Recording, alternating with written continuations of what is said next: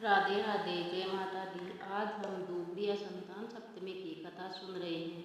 तो चलो कथा शुरू करते हैं। एक साहूकार था, उसके 7 बेटे थे। बेटों के विवाह के फेरों के पूरा होने से पहले ही बेटे मर जाते थे। इस प्रकार 6 बेटे मर गए। डरते डरते 7वें बेटे का विवाह मांडा। सब बहन बेटियों को बुलाया। सबसे बड़ी बुआ पीर आते समय मार्ग में एक कुम्हार के यहाँ रुकी। उसका मन बुझा हुआ था, कोई खुशी नहीं थी। कुम्हार ढाकने गढ़ रहा था। बुआ ने पूछा, तू क्या कर रहा है? वह बोला कि गांव के साहूकार के बेटे का विवाह है, उसी के लिए ढाकने गढ़ रहा हूँ, पर उसका बेटा मर जाएगा। बुआ ने पूछा कि बेटा नहीं मरे, इसका कोई उपाय नहीं है? कुम्हार ने बताया कि यदि बींद की कोई बुआ दूबरी सातक का व्रत करे, ठंडा खाए, कांटा फांसे, बींद के सारे नेक उल्टे कर गालियाँ देती रहे, फेरे के समय कच्चा दूध और तांत का फंदा लेकर बैठ जाए। आधे फेरे होने के बाद एक सांप बींद को डसने आएगा, तब उसके सामने कच्चे दूध का करवा रख दे। जब सांप दूध पीने लगे तो उसे तांत के फंदे में फंसा ले। जब सर्पिणी उसे छुड़ाने के लिए आए, तब बुआ उसके वचन ले कि तू मेरे सब भतीजों को जिंदा कर उसको बहुए दे, तो ही मैं तेरे पति सांप को छोड़ूंगी। सारी बात सुनकर बुआ वहाँ से रवाना होकर पीहर में अपने घर में गालियाँ देती हुई घुसी। सब उसके इस व्यवहार से अचंभित रह गए, पर कोई कुछ नहीं बोला। आखिर बुआ जो ठहरी, सारे नेक उल्टे करती गई। घर की अन्य औरतें कुछ बोलती तो भी ध्यान नहीं देती। जिद करके बारात भी पिछले दरवाजे से निकलवाई। उसी समय सामने का द्वार टूटकर गिर गया। सब उसकी प्रशंसा करने लगे। अब तो जैसा वह कह रही थी वैसे ही सब मान रहे थे।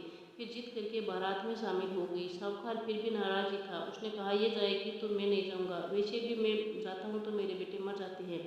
वो नहीं गया। बारात को रास्ते में बरगद के पेड़ की छाया में से निकालने लगे तो गालियाँ देती हुई उसने बारात को धूप में से निकालने की जिद की। उसकी जिद से चलते जब बारात को धूप में से निकालने लगे, तभी एक बहुत बड़ी डाल टूटकर गिर गई। सब फिर से बुआ जी की प्रशंसा करने लगे। फिर दूल्हे को बुआ की जिद के कारण दुल्हन के घर के पिछले द्वार से अंदर ले जाने लगे। तभी आगे का दरवाजा टूटकर गिर गया। फिर भी वह गाली देती हुई फेरे में भी बैठ गई। जब सांप आया तो उसने उसे फंदे में फंसा लिया। जब सर्पिणी उसे छुड़ाने आई तो बुआ बोली, हे सर्पिणी, मैं तेरे पति को तभी छोड़ूंगी जब तू मेरे सारे भतीजों को जीवित कर देगी, उनको बहुएं भी दे देगी। तू मुझे वचन दे। सर्पिणी बोली, मैं तुझे वचन देती हूँ, ऐसा ही होगा। बुआ ने सांप को छोड़ दिया। धूमधाम से विवाह संपन्न हुआ। सब बुआ जी से खुश हो गए। जब बारात लौटने लगी तो रास्ते में दूबरी साथ एक वरदा के रूप में मिली। उसने भी दूबरी साथ की पूजा और व्रत करने के लिए कहा। बुआ ने कहा, मैं दूबरी साथ की पूजा करना चाहती हूँ, व्रत करूँगी, पर कैसे कराऊँ, समझ में नहीं आ रहा। वरदा मुस्कुराती हुई वहाँ से चली गई। उसके जाने के बाद पूजा के बारे में सोचती हुई जब बुआ गाड़ी में से उतरी तो देखा कि वहाँ दूबरी साथ का पाटिया मंडा हुआ रखा था। भोजन सामग्री भी रखी हुई थी। ताज़ा दूध उगी हुई थी। पूजा करने की विधि तो उसे पता ही था। उसने पूरे मनोयोग और श्रद्धा के साथ पूजा की, बायना निकाला, कांटा फंसाया और कथा कही। बारात गांव में पहुंची। जब साहूकार ने 7 बेटों को जीवित देखा तो उसे बहुत ही आश्चर्य हुआ। सारे बेटे साहूकार के पैर पड़ने लगे तो साहूकार बोला, बेटा, आज अगर तुम पुनः जिंदा हो सके हो तो अपनी बुआ के कारण। ये जीवन तुम्हारी बुआ ने दिए हैं, इसलिए सब इनके पैर पड़ो।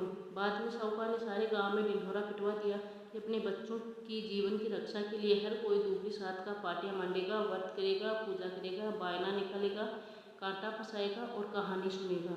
तो दोस्तों, यह थी आज की दूबरी सातक की कहानी। अगर पसंद आई है तो वीडियो को लाइक जरूर करें और चैनल पर नए हो तो चैनल को सब्सक्राइब कर लीजिए।